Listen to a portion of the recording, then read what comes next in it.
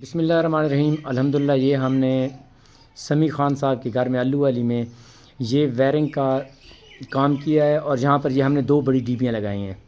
इसमें ये जो है ना, एक टीबी जो लेफ़्ट साइड वाली है ये हमने बिजली की टीबी लगाई है और आगे जो है ना ये सोलर की टीबी है, जिसमें एक सिंगल पैप अंदर इन हो रहा है ताकि बाहर से सोलर की हमारी केबलें वगैरह आएँ तो डायरेक्ट इस डीबी के अंदर आएँ।